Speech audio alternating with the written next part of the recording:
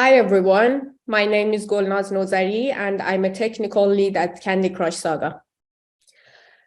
First of all, I would like to thank the UXDX team for giving me the opportunity to be speaking here again.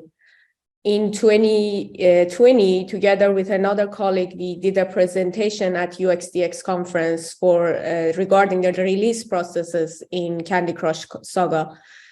And 2 years later, here I am again with a pretty different topic, my career journey. I will talk about the complexities and learnings of moving from an individual contributor role into a tech lead role. I hope that at the end of this presentation, you will have a few key takeaways that you can carry along and incorporate into your career story. First, let's do an overview of what I'm going to talk about. I will start by an introduction of myself. Then I'm going to elaborate what a tech lead role is.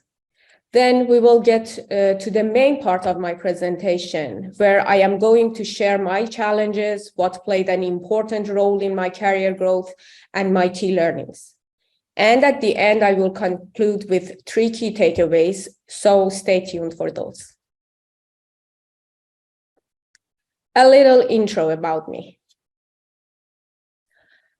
I was born in Iran and got my bachelor in computer engineering there. Then in 2010, I moved to Sweden. After receiving my master's degrees in robotics and intelligent system, I started working as a system developer in a computer and network security company. In 2016, I joined King as a software developer. And later in 2018, I promoted to a senior developer and development manager. And currently, I am working as the tech lead in Candy Crush. Oh, and my timeline would not be complete without mentioning the birth of my most favorite human being, my son, who is 14 months old now. So what is a tech lead role exactly? A tech lead is someone who has great technical skills in development and architecture, as well as leadership competencies. A tech lead should have strong leadership, organizational, and stakeholder management skills. For example, they are able to adjust their message based on their audience. They can convert business goals and design decisions into technical solutions. They are pragmatic with priorities when they are faced with short-term versus long-term challenges. On the other hand, a tech lead should still have strong development skills.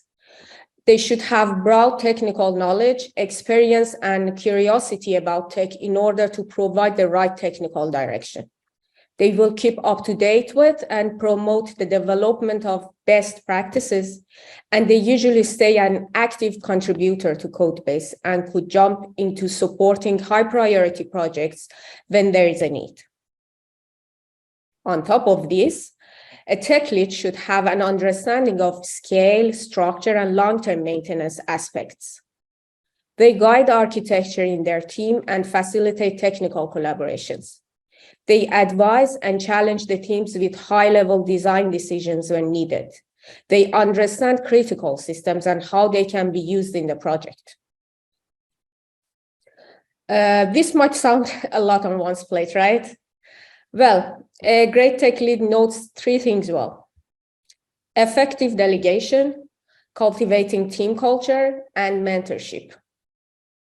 And if I want to sum up these 3 into one word, it would be empowerment.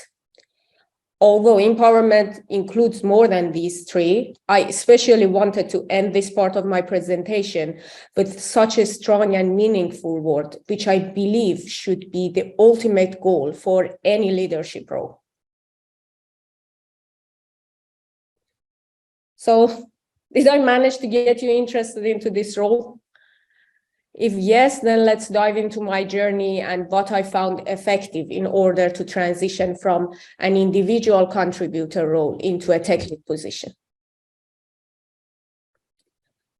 There is nothing as uncomfortable as finding yourself an outlier in a group. That was how I felt when I first started my job as a developer. I didn't have that many of typical programmer attributes. I remember that I would sit among my peers and listen to them talking about the recent games they have been playing. And I was just smiling and nodding along without having a clue. I remember times that I was feeling I will get nowhere in my career unless I become a hardcore gamer. It took me 5 years of having a PlayStation, sitting at my home, almost untouched, maybe playing only Let's Dance on it, until I figured out that you don't need to be like others to grow in your career.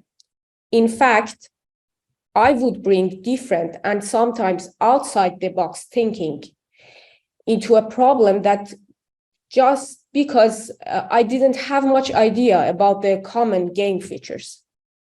And nowadays, everyone is also talking about the importance of diversity in the teams and how positive it is. You do not need to look like everyone else to be competent. I guess you have all read the Ugly Duckling story by the great Danish author, Hans Christian Andersen. Being an outlier in one group might mean you are the perfect match in another one. So keep that in mind. When I was a junior developer, I thought the day I become a senior, things will get super easy. But I've got big news for you.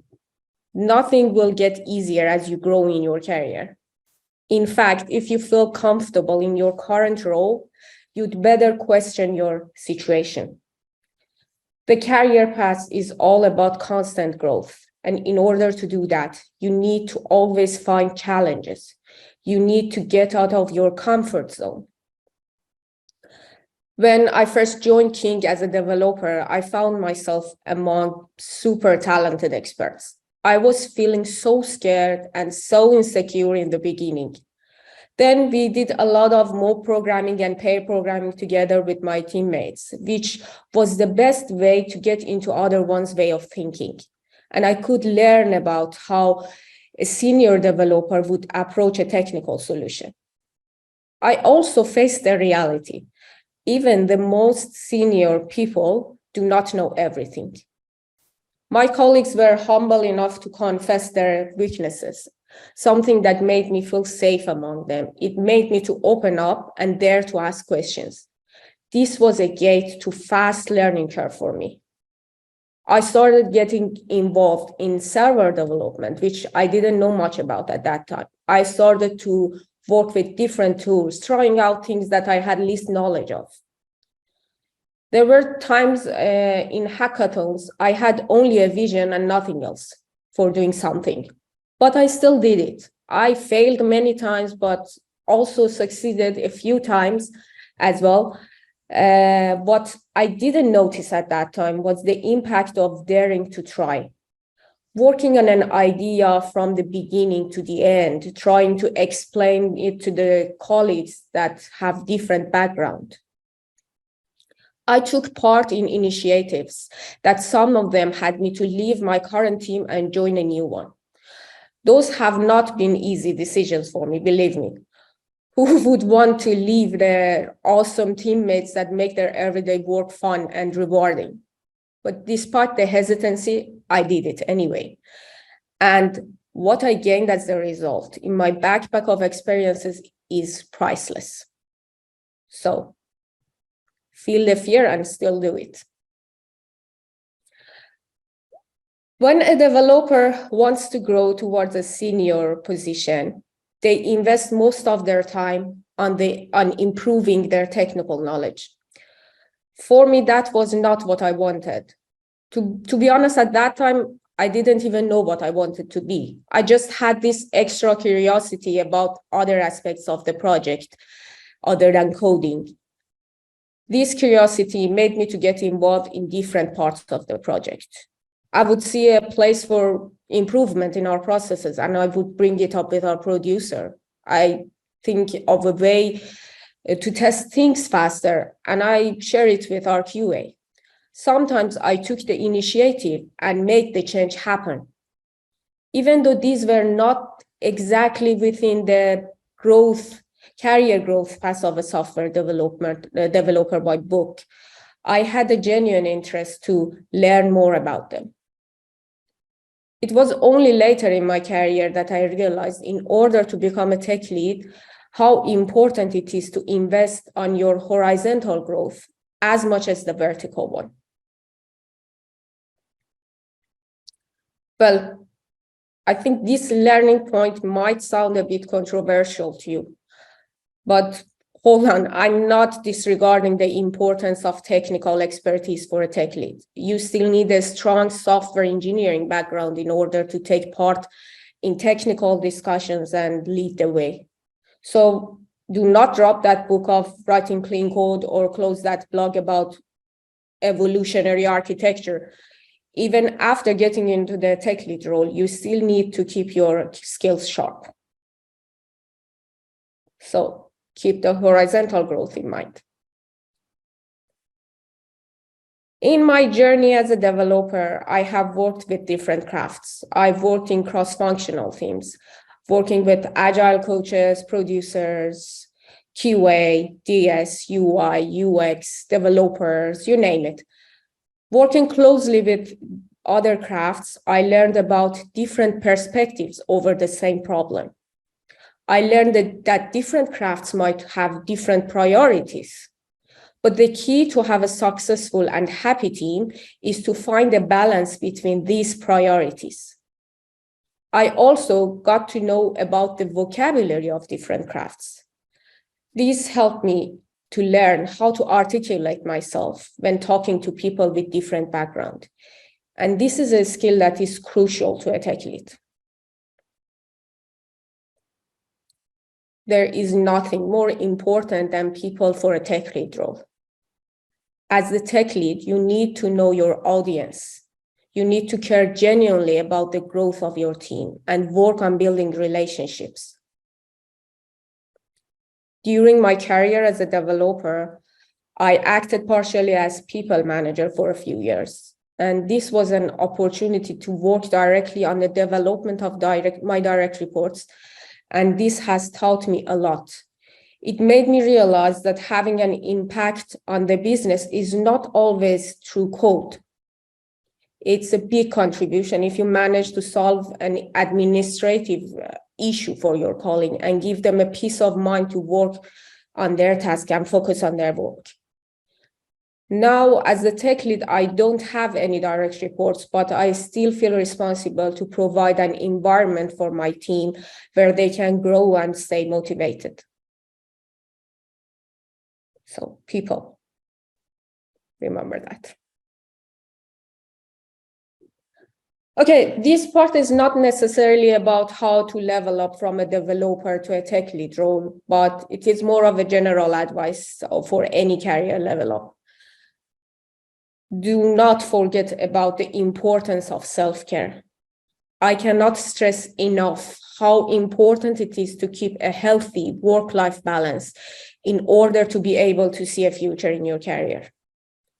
Oftentimes, we think that we need to work so hard, do lots of overtime to prove that we deserve that promotion. I want to challenge this opinion.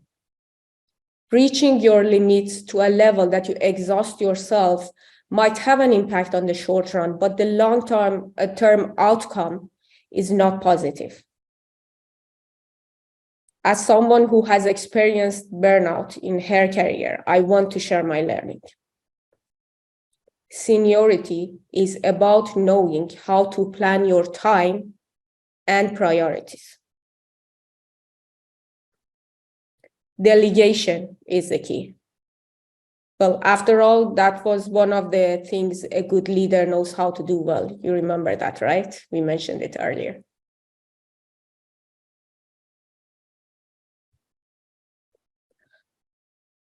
Okay, I was told that 3 is the golden number for key takeaways on a presentation. So I tried to summarize my points into 3 key takeaways.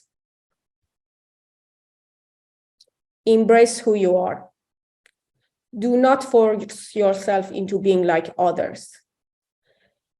Sometimes that one strength that looks irrelevant at your current role could make you a great fit for another one.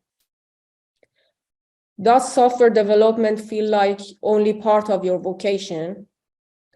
Then you might consider transitioning into a tech lead role. Then if you want to become a tech lead, work on your other skills besides coding. Step up. Do not wait to be told what to do. Identify improvement points and take on initiatives. Take chances to give back to your community. At the same time, stay open-minded and let the others grow with you.